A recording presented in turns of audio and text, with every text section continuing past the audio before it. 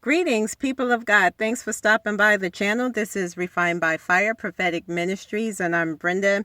I pray that you're all doing well, and I pray that you're enjoying your weekend thus far. So listen, let's go ahead and jump into this word because I got a late start, and the goal is to try to get it out tonight before midnight, uploaded, edited, and all that. But I got a late start, and so it's going to be short. I'm going to have to cut it off a little sooner than expected, and then we will finish up on Sunday. We'll finish up chapter 37 and then close out with the full prophetic word of the Lord.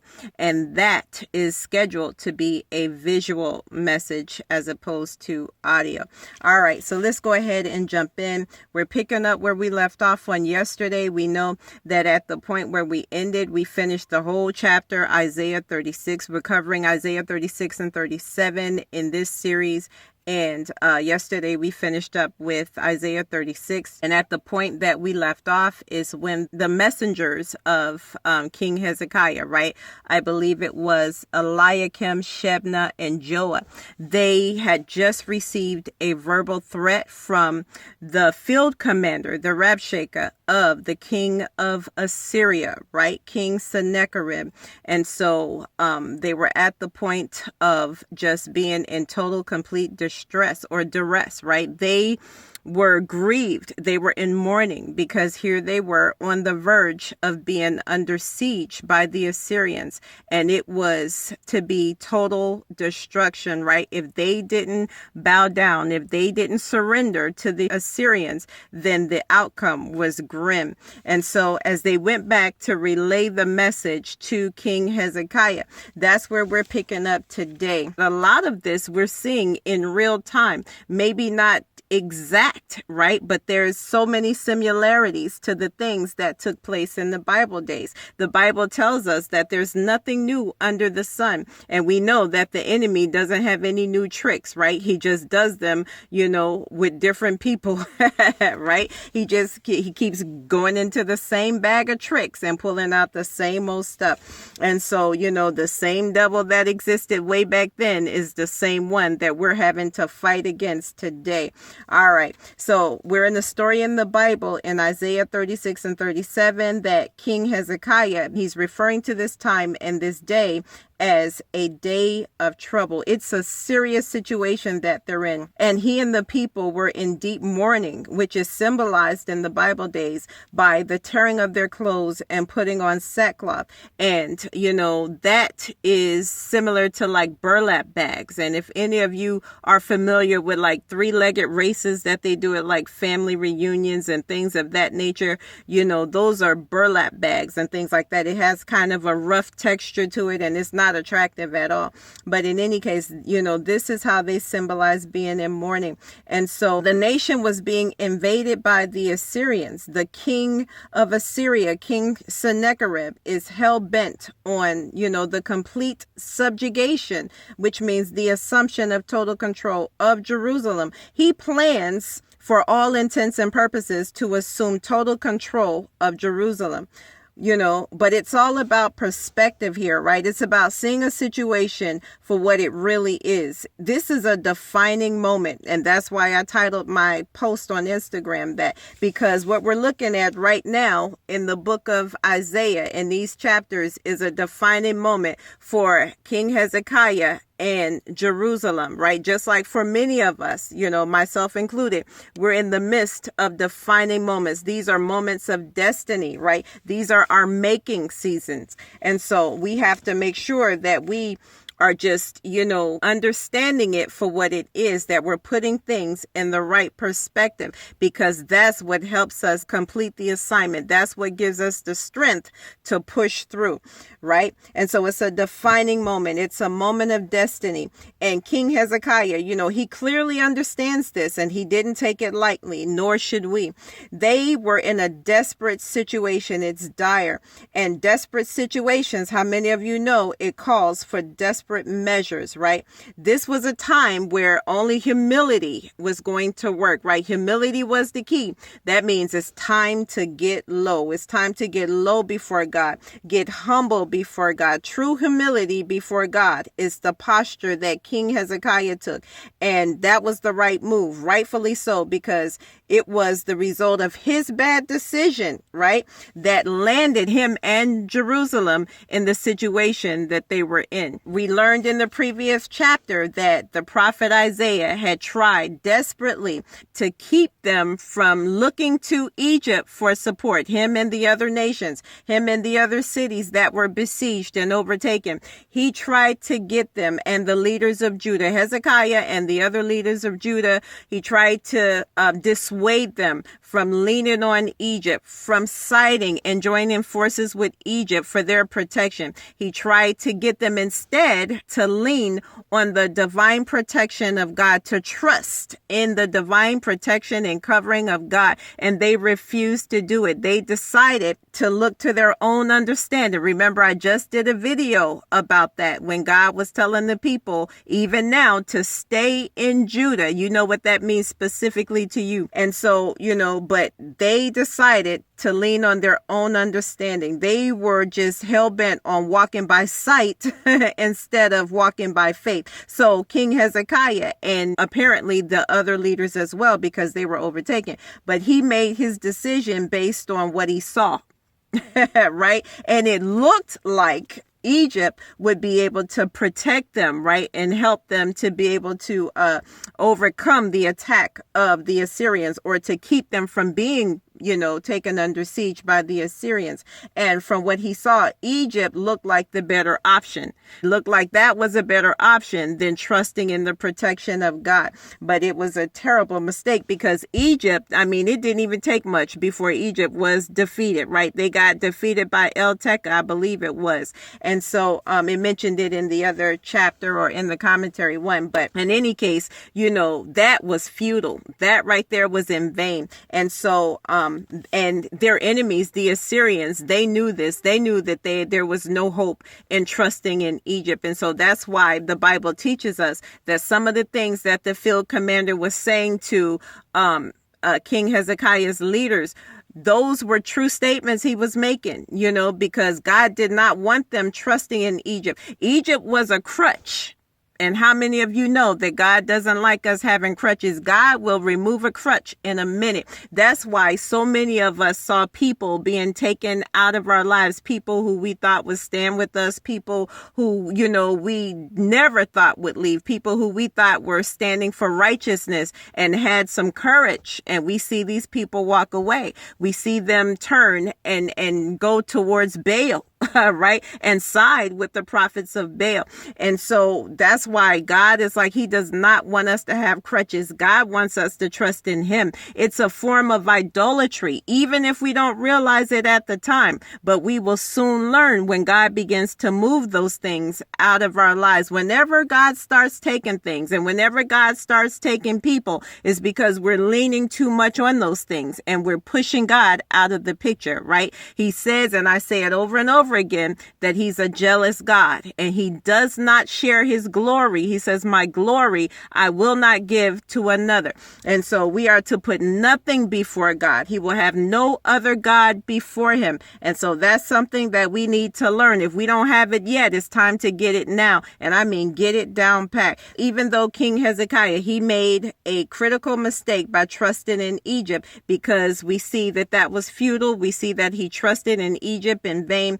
But, God is never out of our reach, right? The Bible teaches us that he gives grace to the humble, right? But he resists the proud. And we see examples of him resisting the proud in like King Uzziah. There's plenty of them in the Bible for us to, refer to. King Uzziah was one in 2 Chronicles. And also we know that King Saul was one. So the Bible teaches us that he did 3 things, King Hezekiah, in response to the current threat that loomed over them. First first of all, he humbled himself real quickly before God, right? He didn't allow the enemy to fill his head with a bunch of lies. He got it right this time, right? He got it wrong the first time, when the prophet Isaiah was trying to get him to go with God as opposed to going with Egypt. But it don't take too many times for you to get it wrong before you start to understand what's really happening here. And, unfortunately, it took for them to get to this point before King Hezekiah's eyes came open, right? They're about to be destroyed. They're the only ones left standing. Jerusalem is, and they're about to be destroyed if God doesn't step in and deliver them. And so 1, he humbled himself before God, and 2, he swallowed his pride, like I just said. And, he swallowed his pride and the guilt and shame he carried for the decision that he made that got them in the position that they were in, right? And so he turned to God in prayer. He went to the place of prayer and he just immediately sought God out and began to pray, right? He pushed pride aside and he just went in. And 3rd, he sought out the word of the Lord through the prophet Isaiah. He sent messengers, and this time he sent Eliakim, he sent Shebna, and he sent the elders of the priests covered with sackcloth. All right. And so he sent word to the prophet Isaiah through his messengers saying, "This is a day of trouble and rebuke and of blasphemy," right? Because the children, verse 3, I'm in verse 3 in chapter 37. It says, "Because the children have come to birth, but there is no strength to bring forth." This was about to be a total disaster, and King Hezekiah knew it. They explained it in the commentary by likening this to a woman so exhausted by labor that she could not birth it out. She couldn't complete the birth, right? She and likely her baby as well were going to die. Somebody say it's a bad situation. It's a bad situation, right? This is a major crisis, right? The situation is critical. And so they know at this point, King Hezekiah does, and I'm sure his leaders know as well, that their only hope is in God, right? There is clearly no other way. And so the hope that King Hezekiah had was that God would take the threats made by his field commander, that he would take the threats, the words personal, right? Because it was blasphemy, the things that he was saying against God. It was an offense against God. And Hezekiah hoped that God would see it that way as well. And, in response to it, that he would rise up and destroy them, right? So that he would deliver Jerusalem out of their hands. And so he tells the prophet Isaiah, he petitions him to pray for the remnant, because at this point, everything had been invaded and overtaken. Jerusalem alone is left standing, and it won't be much longer if God doesn't step in. That's clear. That's clear. And so Isaiah, he responds by sending a prophetic word of the Lord to King Hezekiah. It was a word of assurance to them. And so let's go ahead and read it verbatim in Isaiah 37, verses 6 and 7. And so we're going to read it in the KJV, and then I'm going to turn around and read it in the Message translation so that we can get better understanding of it. All right. And so it says, and Isaiah said unto them, "Thus shall ye say unto your master, Thus saith the Lord, Be not afraid of the words that thou hast heard, wherewith the servants of the king of Assyria have blasphemed me." And verse 7 says, "Behold, I will send a blast upon him, and he shall hear a rumor and return to his own land. And I will cause him to fall by the sword in his own land." All right, so let's just go ahead and read this in the Message translation. All right, so it says, tell your master this, God's message. Don't be upset by what you've heard. All those words the servants of the Assyrian king have used to mock me, I personally will take care of him. I'll arrange it so that he'll get a rumor of bad news back home and rush home to take care of it. And he'll die there, killed a violent death. Somebody say The Walking Dead. Y'all better stop playing with God. Don't play with God. Don't play with God. All right. So clearly we see that God gets in it, right? God gets in the fight with you, just like in Joshua 10, when we see that the Gibeonites were being attacked, right, by those 5 kings and their armies. And, they petitioned for Joshua to come and fight with them because they were going to be destroyed if Joshua and the people of Israel didn't get involved, but more so if God didn't get involved, right? But remember this, look at this. Remember when God told Joshua before he even rolled out, God told him, he said, don't fear them. He said, don't be afraid. He says, because they're already defeated. And so that right there gave Joshua and the people of Israel confidence. And so when they get there and they begin to fight, right, God gets in it. And we see that God begins to throw out hailstones from heaven. And the Bible teaches us that more people were killed by the hailstones than by the sword. So we know that God gets in the fight. He's fighting for us and he'll get in it with us. People of God, you can never give up on God. He comes to the rescue of those that truly trust in him. That's why he was admonishing us to make sure that we're putting our hope and our trust in him, because I say it in every message, give me grace. Don't get tired of it, because it's the word of the Lord. It's going to save your life. He says, those that trust in God shall be like Mount Zion. That's what he's saying, right? He delivers those that trust in him. But when we don't trust in God, when we don't put our hope and faith in God, we tie his hands. When we take matters into our own hands, we limit God. And that's what he's trying to tell us. We need to get out of our own way and let God handle it. If he's saying that he's going to fight the battle for us, let him fight it for us. If he's saying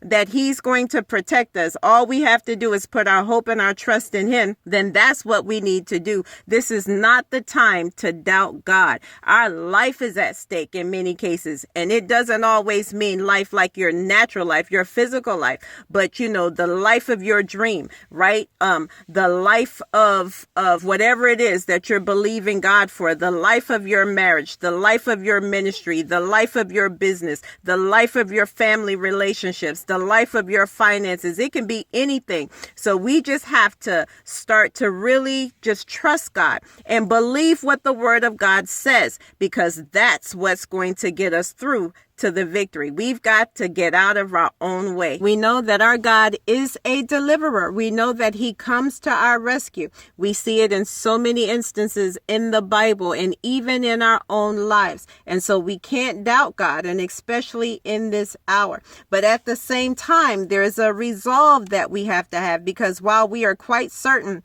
in our hearts that God will come through for us, that he'll come to our rescue, none of us know for sure unless he speaks a direct word to that effect through the mouth of his prophets, right? Like he did in this case through the prophet Isaiah, and like we've seen him do in many other situations in the Bible. So while we're standing strong and speaking and declaring by faith that God will deliver, there's also a resolve that we have to have. It's a statement of divine resolve, like we saw the 3 Hebrew boys have in Daniel chapter 3.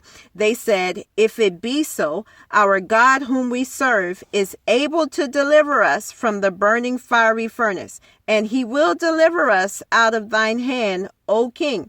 But verse 18, it starts out with a but.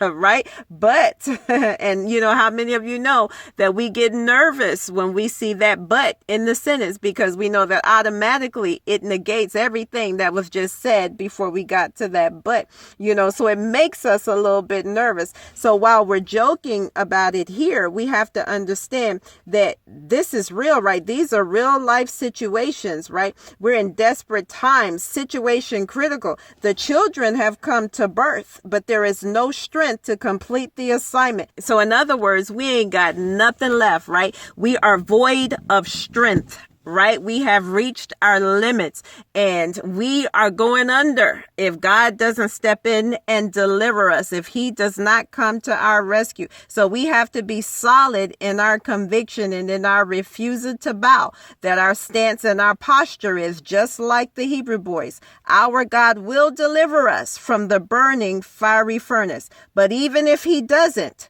We will not serve you, your gods, nor worship the idols that you have set up. And pretty much that's on period, right? We're standing on that, right? That's our stance. That's our conviction.